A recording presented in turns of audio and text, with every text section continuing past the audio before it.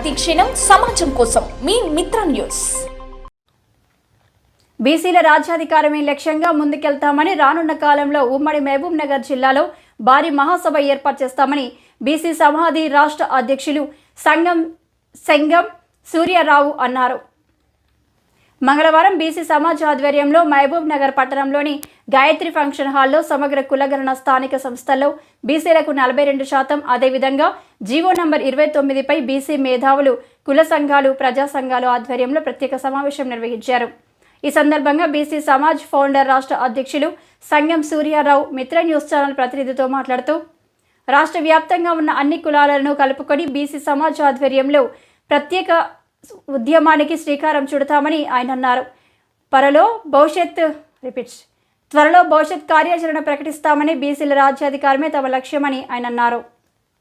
కుల గణన, బీసీలకు 42% రిజర్వేషన్లు, ఈడబ్ల్యూఎస్ సంబంధించి బీసీ సమాజ్ గత కొంతకాలంగా తెలంగాణ రాష్ట్ర వ్యాప్తంగా తమ మండలాలలో, జిల్లాలలో ఉన్న కమిటీల ద్వారా పెద్ద ఉద్యమం చేసిందని చెప్పవచ్చు.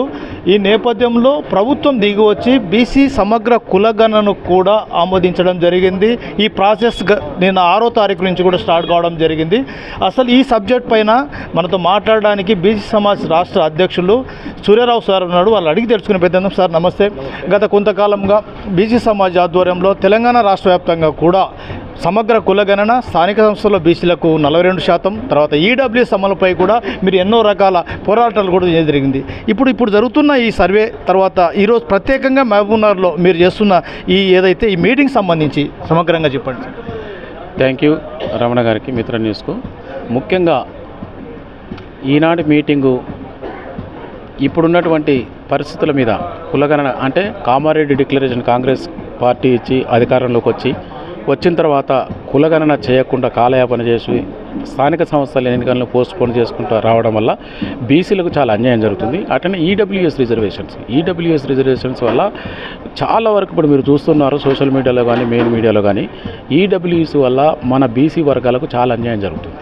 అట్లనే జీవో నెంబర్ 59 వల్ల వీటన్నిటిని కూడా కులకుశంగా చర్చించాలని దీనికి బీసీ ఇంటలెక్చువల్ ఫోరం రాష్ట్ర convener retired IAS officer T Chiranjeevi గారిని పిలిచినాం. అట్నే రవికుమార్ ప్రజాపతి, వీరు కూడా ఇన్స్టిట్యూట్స్ రన్ చేస్తూ ఐఏఎస్ కొరకు 4 సార్లు ఇంటర్వ్యూ వరకు పోయి వచ్చినటువంటి రవికుమార్ ప్రజాపతిని కూడా ఈ సబ్జెక్ట్ మీద అవగాహన ఉన్నదని ఈ కుల సంఘాల ముందు వాళ్ళ ఇద్దరితోని చెప్పాలన్న ఇంటెన్షన్తో ఈనాడు ఈ సమావేశాన్ని ఏర్పాటు చేయడం జరిగింది. ముఖ్యంగా ఈ సమావేశం బీసీ సమాజం ముఖ్య ఉద్దేశం ఏంటంటే భవిష్యత్తులో బీసీలకు రాజ్యాధికారం రావాలన్న ఏకైక లక్ష్యంతో బీసీ సమాజం పనిచేస్తుంది.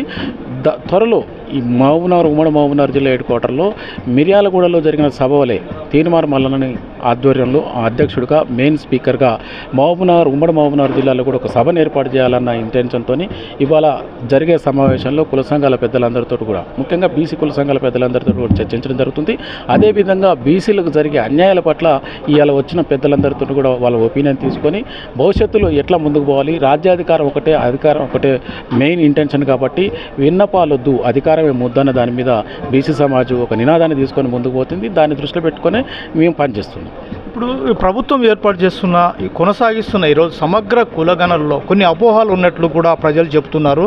యాక్చువల్గా కులగణనకు సంబంధించిన ప్రశ్నలు సబ్ క్యాస్ట్ సంబంధించిన విషయాల గురించే చర్చించాలి, కానీ అనవసరమైన కొన్ని కాలాలు కూడా ఏర్పాటు చేశారంటారు. మీరు దాన్ని ఏ విధంగా చూడొచ్చు? ఇప్పుడు ఎందుకు అపోహలు వస్తాయంటే జనాలకు పోయినసారి టీఆర్ఎస్ ప్రభుత్వం ఉన్నప్పుడు సమగ్ర కుటుంబ సర్వే చేసినారు. వాళ్ళు తీసుకున్నారు కానీ దాన్ని బహిర్గతం చేయలేదు. బహిర్గతం చేయకుండా కాలయాపన చేసి వాళ్ళ వరకు ఏదైతే ఏరియాస్ ఉన్నాయో ఆ ఏరియాస్ వరకు వాళ్ళు వినియోగించుకొని ఎలక్షన్స్కి పోవడం జరిగింది. దానివల్ల ఇప్పుడు కూడా అలాంటిదే జరుగుతుందా, వీళ్ళు బహిర్గతం చేస్తారా చేయరా? ఇంకోటి వ్యక్తిగత విషయాలకు సంబంధించిన కొన్ని కాలాల్స్ కూడా ఇప్పుడు పెట్టడం జరిగింది. కాంగ్రెస్ పార్టీ మెయిన్ మోటో దేశవ్యాప్తంగా ఇది మోడల్గా చూపించి దేశవ్యాప్తంగా కులగణన చేస్తామని అంటున్నారు. మనకంటే ముందు కాంగ్రెస్ పార్టీ కర్ణాటకలో చేసింది, దాన్ని బహిర్గతం చేయలే కాంగ్రెస్ పార్టీ. దానివల్ల ఇక్కడ ఉన్నటువంటి బీసీ సంఘాలకు కానీ బీసీ కుల సంఘాలకు కానీ బీసీ ప్రజానాయకులకు కానీ ఒక అపోహ అనుమానం ఉన్న మాట వాస్తవం.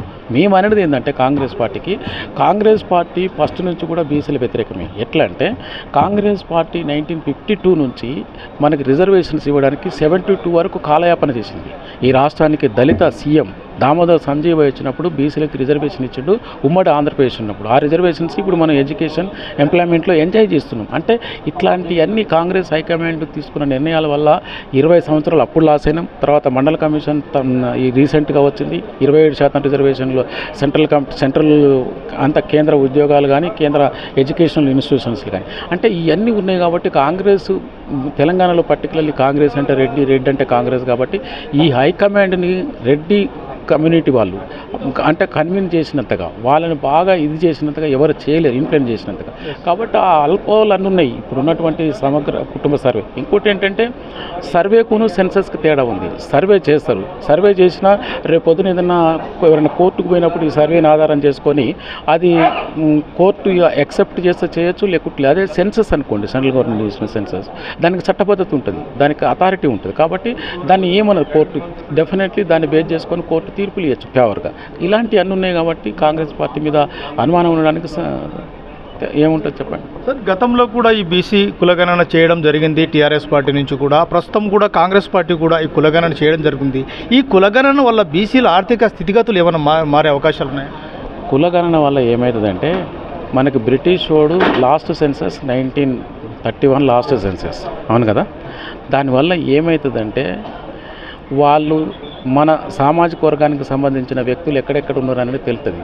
రెడ్లు, కమ్మలు, వెలమలు, బ్రాహ్మణులు వాళ్ళ లాస్ట్ సెన్సస్ ప్రకారమే వాళ్ళ సంఘాలు పెట్టుకొని ఇప్పుడు అబ్రాడ్లో ఉన్న ప్రపంచంలో ఎక్కడున్నా వాళ్ళ మనుషుల్ని కూడగట్టుకొని వాళ్ళకి కావాల్సినటువంటి హక్కులు కానీ వాళ్ళకి రావాల్సినటువంటి రాయితీలు కానీ ఇవన్నీ కూడా అప్పటి నుంచి వాళ్ళు స్టార్ట్ చేసినారు. వాళ్ళన్నీ రాజకీయంగా ఎదిగినారు, ఆర్థికంగా ఎదిగినారు, అన్ని రకాల్లో వాళ్ళు ఆ డాటా తెలిసింది కాబట్టి వాళ్ళు ముందుకు పోగలిగినారు.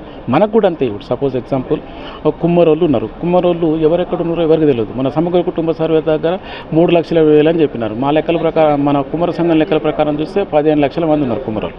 అంటే క్లారిటీ లేకపోవడం కూడా ఆయన ఎవరో ఏందో తెలియదు. ఇప్పుడు సపోజ్ ఉమ్మడి మహబూబ్నగర్ జిల్లా ఉన్నది, పక్కన నల్గొండ జిల్లా పోతే కుమ్మరోళ్ళు తెలియదు. అప్పుడు ఆ లెక్కల వల్ల నీకు బ్రిటిష్ వాడు లెక్కలు తీయడం వల్ల రెడ్డోడు ఆదిలాబాద్ ఉన్న రెడ్డుకును అనంతపూర్లో ఉన్న రెడ్డికి సంబంధాలు కుదిరినాయి. దానివల్ల గవర్నమెంట్ నుంచి వచ్చే ప్రయోజనాల కంటే కూడా ముందు ఈ వర్గాలకి ఏం రావాలి, ఈ వర్గాల స్ట్రెంత్ ఏంది అనేది తెలుస్తుంది. దానివల్ల అనేక రకాలైనటువంటి వ్యవస్థలను మనం ఎస్టాబ్లిష్ చేసుకోవచ్చు. సార్, ఇప్పుడు కలవపోతే సాధించలేం, కలిసి ఉంటే సాధిస్తామనే నాన్న ప్రకారంగా ఎన్నడూ లేని విధంగా తెలంగాణ రాష్ట్రంలో బీసీ సమాజ్ మీ ఆధ్వర్యంలో ఎప్పుడూ లేని అంత బీసీలలో చైతన్యం అనేది వచ్చింది.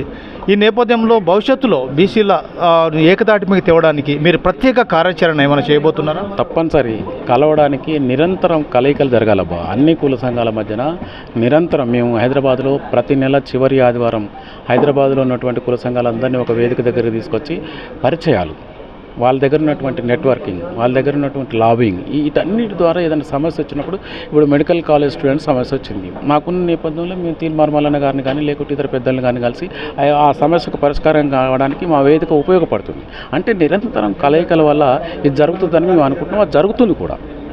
ఇది మన సంగం సూర్యారావు ఏదైతే బీసీ సమాజ్ రాష్ట్ర అధ్యక్షులు ఉన్నారో వారు తెలియజేస్తున్న సబ్జెక్టు ఉందా బీసీలో ఏకదాటిపైకి రావాలని, తద్వారా బీసీలు రాజ్యాధికారం దిశగా ముందుకెళ్లాలని కోరుతున్నారు. ఎంవి రమణ, మిత్రుని ఛానల్ నుండి మహబూబ్ నగర్.